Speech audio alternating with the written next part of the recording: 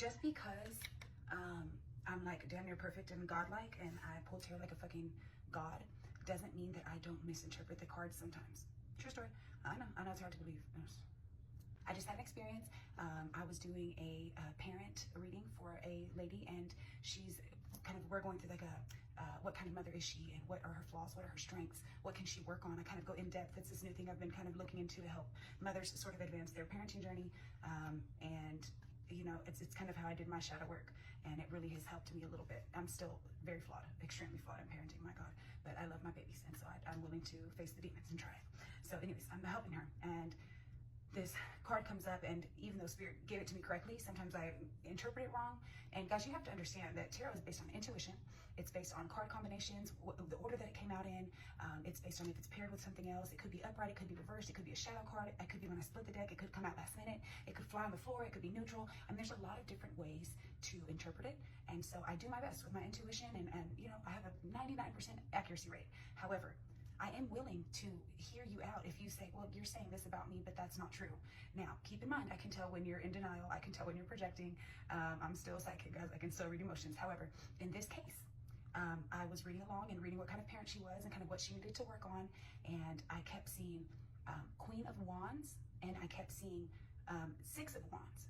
And so I interpreted that along with the other cards that were in the pool, that maybe she was a little bit like maybe in competition with her kids a little bit, or maybe caring too much about appearances, or kind of wanting external validation on how she presents herself as a parent. And that really offended her. She kind of shut down in the middle of the reading. And even though we were making really good progress and we had a really good flow going, and odd that this happened as a live reading, because I was able to witness it real time, which I think this was a learning lesson for me too. I'm still willing to learn, guys. I'm never too perfect to learn. You know, I'm the closest thing to perfect, but I'm willing to learn just in case. So she kind of shut down, and I could kind of feel her energy, and she was still trying to process it, but I could tell that really hurt her feelings. And I was thinking, like, you know, when I was doing my shadow work, there was parts of the reading that I was like, I don't want to say that out loud. I don't want that. That's like the thing I've been running from. That's the thing I never wanted to happen with my kids, and it's happening, and I don't want to say that. I don't want to look at that. I can't, you know, but you have to face it.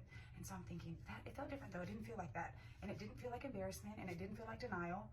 And so I kind of paused for a minute, and I said, hey, I kind of noticed that your energy shifted in the middle of the reading. Is everything okay?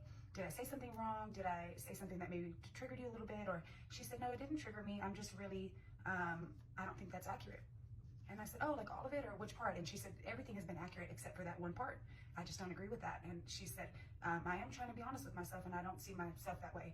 And I said, okay, thank you for telling me. And I could feel that she was genuine. I could feel that.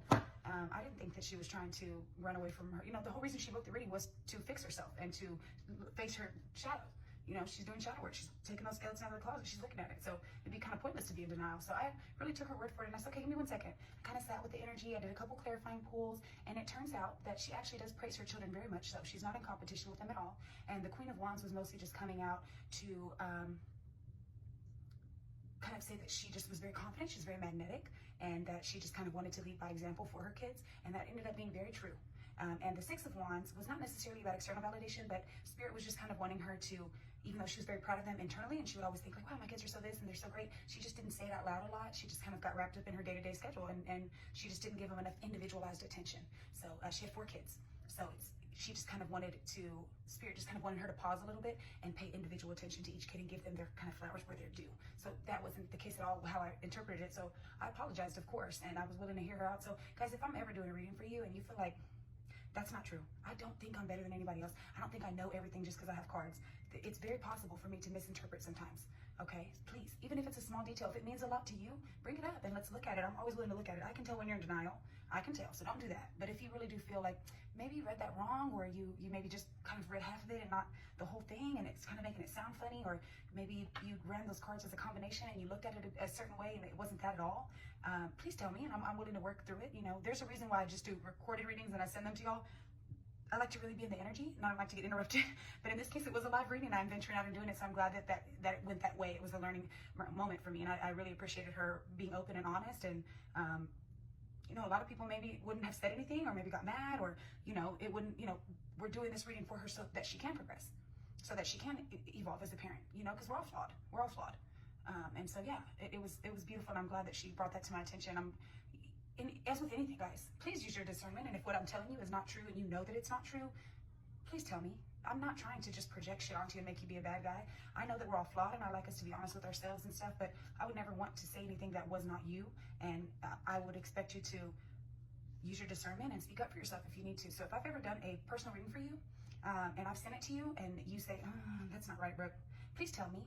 It's a learning moment for me too. And it's also for you to get what you're paying for, right? Don't tell me, he actually is not a bad guy. He's so wonderful. Bitch, he's horrible.